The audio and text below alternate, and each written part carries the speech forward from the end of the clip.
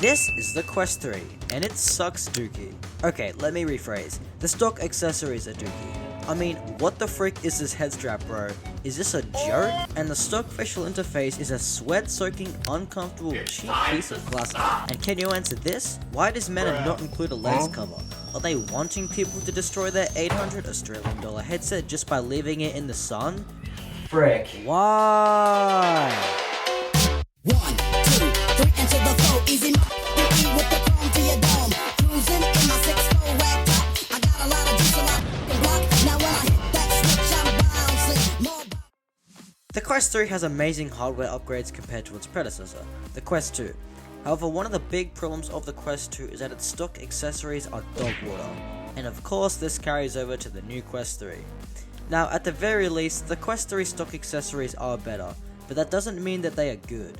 Even with the price increase, Meta still can't make lasting accessories for their headsets. So the question is, what do? We chuck that expensive pair of goggles in the trash. Okay, I'm kidding. The answer, the solution, the ultimate resolution. Third-party accessory makers. They have saved the Quest 2 and 3, and even Quest 1 from terrible reviews, and ultimately the demise of uncomfortable VR headsets. So Kiwi Design, Bobo VR, AMVR, Orbicar, and like every unbranded Amazon seller, these companies are the holy grail. So obviously, I bought third-party Quest accessories because I'm not freaking crazy. What did I get? I got rid of these trash stock accessories. Okay, I'm just kidding. I got the Kiwi Design battery strap, controller grips, AMVR facial interface, and this Nalbulge AliExpress travel case. I do recommend all of these, although there is definitely a sort of ranking order that if you're broke like I was, you should probably follow. So in other words, if you don't have a lot of money, buy rank 1 before you buy rank 2, and etc. So let's roll the order. Rank 4, the travel case. Any odd travel case will do, but I don't use mine unless I'm taking it somewhere, which is why I sort of cheaped out on this end. Rank 3, the controller grips.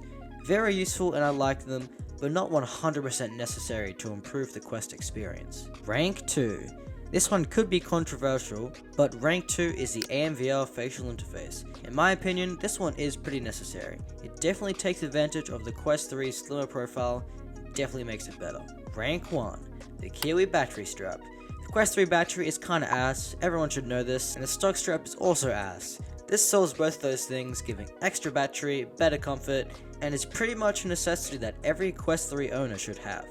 Also, the Bobo VR S3 Pro is also a pretty good option, but for head straps, I went with Kiwi and I feel like I made a good choice. So now comes the part of the video where I'm going to give specific thoughts and experiences with the exact accessories that I bought. Starting off with the Kiwi strap and Kiwi grips, as I got these together. Oh man, please be what I think it is. Yeah, it's what I thought it was. Kiwi Design. So I just want to set this up and I'll show you the end result. Well, it's definitely pretty good. Okay, then I got the facial interface. AMVR has also come to the rescue. I have the facial interface. There's my Quest 3. This is the old one. I actually didn't break it getting it off, which is surprising. But I'm gonna put this one on and we'll see how good it is. It seems pretty good. Well, I've got it on now. I had a bit of trouble getting it on, like it wouldn't click in very well, but I think I've got it now. I'm currently rocking the leather one, not the ice silk, because I reckon it's better. But yeah, I'll get my thoughts on it now. And lastly, the travel case. The last Quest 3 accessory resides right here. Have a look. Quest 3, yeah, nice. Now, I have some thoughts on things, starting with the Kiwi grips. It adds a bit of girth to the controllers, and it definitely helps me sweat in Gorilla Tag. Come on. But seriously, it makes the controller much more grippy, and even a little bit bigger, and it saves it from fatality. And I can even let go of the controls without ultimate death. But it does impact tracking, as this silicone part that keeps the controller on does cover most of the face IR LEDs. The whole idea is that this silicone still lets the IR through, and still tracks the controllers fine, but it is still one more thing for the LEDs to shine through, and it sometimes does cause spastic moments in Gorilla Tag. For every other game though, like Beat Saber for example, it works fine and I don't get cutouts. For the battery strap, it's very good. It has amazing battery gains, but the one thing that's kind of weird is the counterbalance. So it definitely takes the weight off your face, but I feel like the back, where the battery is now a bit heavier than the front on my setup. Now, you do get used to it, but it really adds to the weight on your head, and when you whip around in games, you can feel the battery in the back keep moving, and it's a bit weird. Otherwise, it's pretty good, and the top strap and back feel just right. The other weird quirk is that a couple weeks after getting my Quest 3, I noticed that the fan was very loud. I was upset. I thought I had a lemon unit. I was almost about to do an RMA with Meta until I noticed one day that the loud fan noise seemed to only occur sometimes. It would be loud one play session and then not loud another. One day I randomly unplugged the Kiwi battery strap from my Quest and the noise went away. Guess what, folks? It was not my Quest 3 fan, it was the Kiwi battery strap. Yep, that's right, I thought my Quest 3 was faulty because of this weird loud noise. But no, sometimes my Kiwi strap can be loud.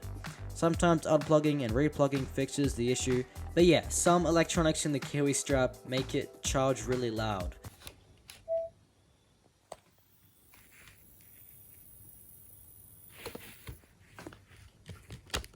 Negatives aside, I have not run out of battery on my Quest since getting the battery strap, or in other words, battery life is no longer a concern. That is, unless I forget to charge everything. For the AMVR Facial interface, it is more comfortable, doesn't absorb sweat, or at least with the PU leather cushion, and it gives crazy FOV. Oh, and another thing, it also has these vents that stop the lens fogging issue, which was quite prevalent with the stock facial interface. But there is just one issue. With the adjustment set to lowest, or eyes as close to the lens as possible, the facial interface doesn't really click in very well. When you're wearing the headset, you can sometimes see the cutouts for the arms, and it can break the immersion. It's gotten better as I've had it installed for longer, but as you can see in this clip around the arms, it doesn't click in all the way. Disclaimer, I found out that this issue doesn't happen on the medium or large adjustment settings, only the small. Speaking of adjustment, that's another plus. I previously didn't mention, but the AMVR facial interface comes with two facial cushion covers, a weird iStill cushion cover, and the traditional PU leather one. It also has a nose light blocker, and of course, the better adjustment system. That isn't super cheap like I covered in my Ultimate Quest comparison video. These things work well, but I prefer the PU leather as opposed to the silk one. I also have the adjustment set to small to give maximum FOV. Finally, onto the travel case. I, just like a lot of Quest 3 users, love the triple pill design, and it's definitely a staple of the Quest 3. And why is Meta not adopting this on the to-be-released Quest 3S? I mean, that looks disgusting. What is Meta thinking with this Oculus Go iPhone camera thing? Gross. Anyway, I stumbled across this Quest carry case and loved the idea. This is the Orbital one, by the way. Unfortunately, it was very expensive to buy here in Australia, so I looked for a substitute, which led me to the current case I have now. The Nalbach, or however you say it, case from AliExpress. It is pretty cheap, but it does what I need it to, and it looks awesome. It has a slot for headset, controllers, charging brick, and even spare AA batteries. And it even fits all fat third-party straps. Well, that is all for this video. If you have questions, thoughts, let me know in the comments. But anyway, these are the accessories that I recommend for the Quest 3. So goodbye, and may thou controllers not touch thy wall. Alright, here we go. This stupid thing. Alright, ready? Oh. Yeah, that hurt me more than it hurt the controller.